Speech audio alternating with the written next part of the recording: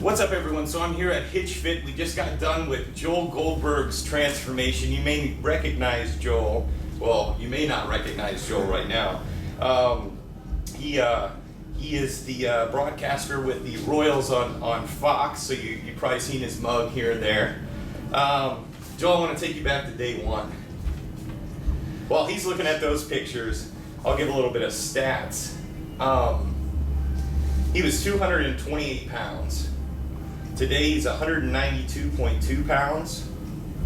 He had 61.95 pounds of fat. Today 23.25 for a 38.7 pound drop of fat. That's crazy, man. This is in 4 months too. Started at 27.17% body fat. Today 12.1% for a 15% drop. He came in at 166.05 pounds of muscle. Today, right at 169. So he actually gained muscle during his transformation and losing fat. He started with a waist, well, around his belly button, the biggest part of his stomach, at 42 inches, and today he's at 35 for a 7-inch drop. So take us back to day one, man. Well, you know, it's interesting because, I mean, I viewed myself as needing to lose weight, obviously, or I wouldn't have done this. But even to this point, I'll see people on the street, whether I know them or not, and they'll say, "You weren't fat," and in my mind, I think I was. I mean, I hit a point. I think in my mind, I always thought, well, as long as I'm under 220, I guess that's okay. And I think a lot of people are probably like that. You have some kind of threshold where you say, well, I guess I can live like this until I get to this point. And then baseball season ended, and I got on the scale, and 225, 226, 228. You know, a couple weeks after the season, just eating everything in front of me, drinking a lot, all that kind of stuff. And so I think that 220 was like where I said, well, I got to do something here.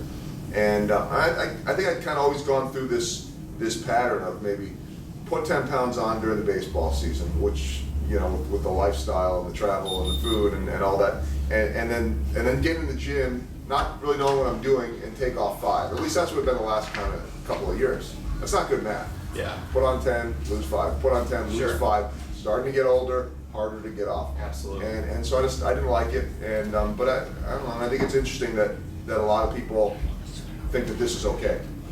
You know, these pictures right here are okay. Sure. Because I think that's where we are right now in this country. That's okay. It's not fat. But it's not healthy. Sure. I mean, a lot of times too, we see people in clothes, and so it's really easy to cover a majority of your body. And so someone will view someone and say, well, they're not overweight, they're not, but what we need to focus on more is not the actual scale in a lot of people's situations, but where their body fat was. Right. And where your body fat wasn't at a healthy spot.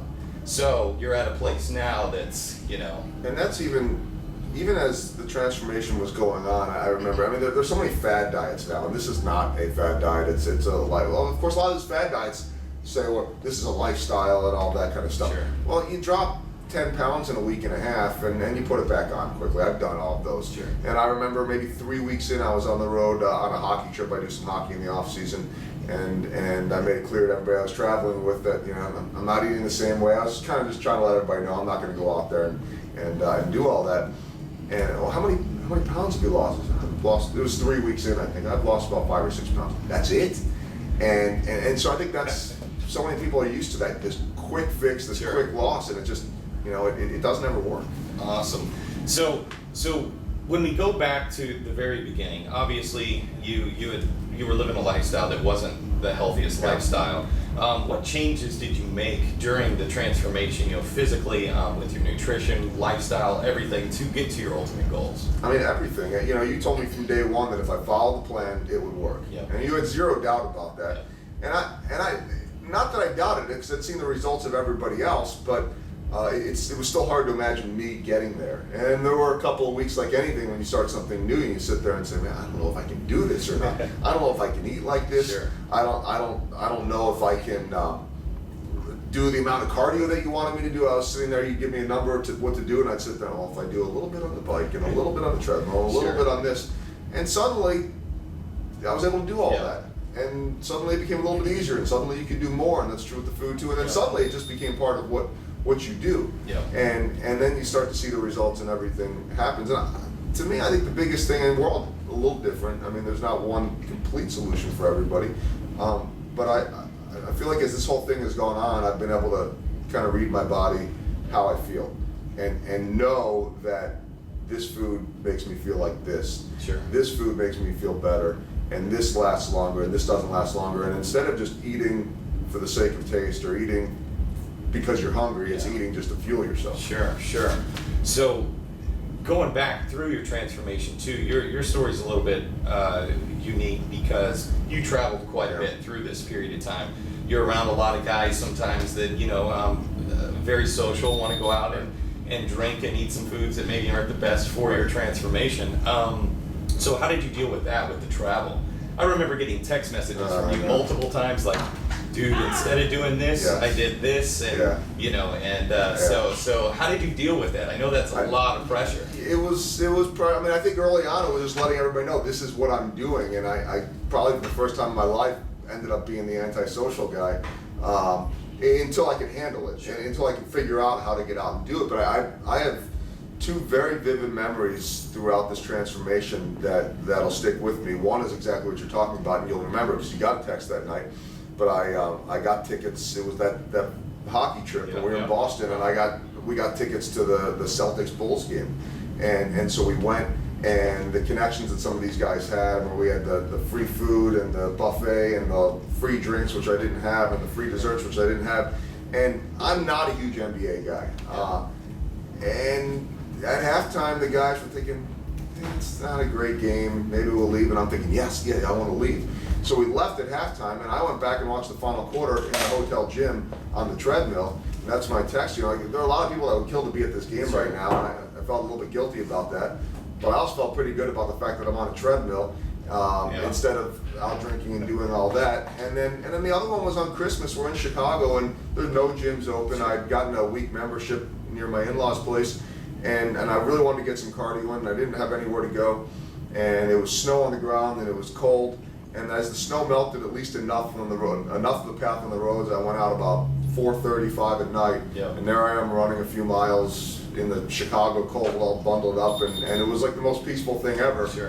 Just because I felt like I was doing something that I would have never done before. Yeah, absolutely. I always tell people, like I told you in the very beginning, I said, as weird as this is going to sound, it's going to become slightly addicting. Yeah. Because the hard work pays off in a way where you feel it and you see it, and you're going, you know what, I go do the treadmill instead of eating this piece of cake, it's going to be a positive thing for me long term, and now we're sitting here telling your story.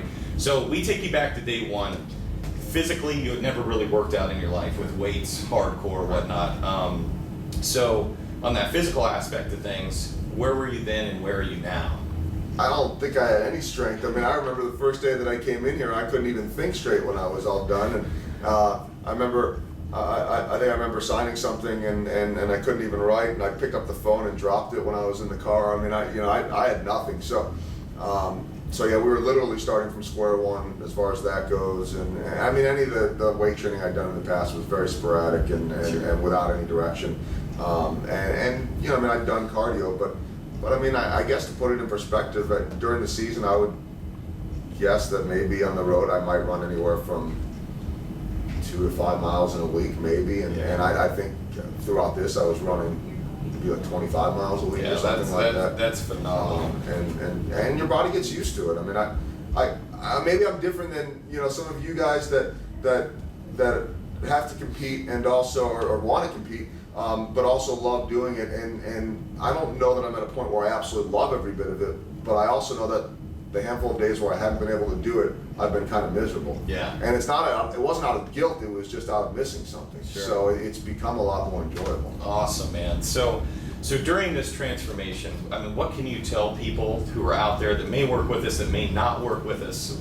You're in a situation much like many of the people out there that may be watching this. What can you tell those people? Well, I mean, the first thing I would say, because not everybody that comes in here is working out because they want to compete. Sure. And there are a lot of people that Sure. are, and obviously you guys are incredible at what you do competing. But there are a lot of people like me, and I also want to say, sometimes I think people just think, well, he's on TV, so he's supposed to look good. Well, in all the years of looking like I kind of did, maybe this was the worst. But I mean, I needed to lose the weight for a while. Yeah. Nobody ever told me I needed to. Sure. Nobody ever said this wasn't, it was just okay. So, I don't know that I'm different than any other person. I mean, nobody was holding me to a standard of, because you're on TV, you need to be thin or you need to work out or any of that kind of stuff. So I'm no different than the average person at home. And I just, the energy level, the way you feel, the self-esteem, obviously. Sure. I mean, I think what everybody ultimately, what initially they look at is Before the and scale. after pictures, Before and yeah. after pictures, but they look at the scale. Sure. They would look at the total number, and that's tricky in itself. I mean, like you mentioned, body fat. Sure. If I go around to people and say, well, I went from this body fat to this, They're going to not even understand. unless they're athletes, Sure. and that's really a better judge of it. But I don't know. I mean, just to feel the way you feel when you're done with this, and we've all had this where you get lethargic, you want to lay on the couch, you don't have any energy, Sure. you're grumpy. You're not getting enough sleep and all that kind of stuff. I haven't had one of those days in 16 weeks. I mean, I've had some days with travel where I might have been tired flying and all that kind of stuff, but I haven't had like that lull where I'm just like, I don't want to do anything. And that's all because of this. Well, during this transformation, Diana and I were just talking the other day about you and how each day, and a lot of the clients pass, pretty much every single client, as the transformation proceeds through the process, what ends up happening is they come in, their smile becomes a little bit bigger, their shine becomes a lot brighter. You start seeing muscles and you're freaking out, and your wife's going, dude, why are you looking in the mirror so much? Yeah, a little too much and mirror time. it's not a narcissistic thing. It's a I've never seen this before, That's what it is. And you can see the direct correlation between eating right and living right, making the right choices on the road, wherever you are, day in, day out, and how it can be a positive thing in your life. So, Joel, can't tell you how proud I am of you, how proud Hitch Fit is of you. You're gonna be a poster child, man. I mean, it's awesome. So here on out, what do you have planned? Well, I mean, this is really the interesting part to me now because it's like it's like the little kid getting sent off on his The own safety now. net is gone. Yeah, the safety net is gone, and I mean, I know I'm not going to get back to where I was, and to me now it's if I put on a couple of pounds during the baseball season, okay, but it's just not going to get out of hand. I really feel like being able to travel a little bit for hockey here in my off season almost was like an advance.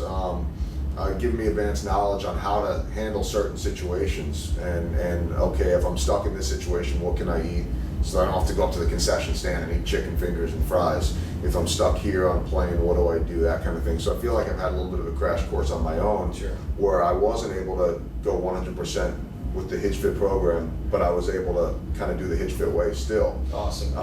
And now it's I don't want to say it's the scary part, but it's now I've got the rest of my life. Sure. And Yeah. but I'm excited about that too. I mean, it's a chance now to live a healthy lifestyle, and I hope everyone else gets a chance to do it because it's so important for. I mean, it's as a city, as a country. Yeah.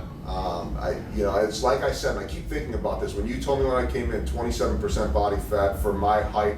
6'1", I think I think you said it was just obese or Right under, right around obese. Right around as obese. far as body fat. As far as body fat wise, and no one would ever have considered me fat, but clearly it's unhealthy. Yep. And so think about how many people are out there that could make this change and not only have more energy and feel better about themselves, but hopefully live longer. I mean, when your body fat is that high, you're at risk of so many different things that are, bumping your insurance up. There's so many, heart attack, high cholesterol, high blood pressure, you have diabetes, all these things are completely controllable just by making the right choices. So buddy, very proud of you again. Thank you. Thank you for everything that you did. Thanks Very to proud you of guys. the hard Thanks work. to all of you. Definitely check out hitchfit.com for Joel's transformation here and all the other amazing clients' transformations. Thanks a lot for following.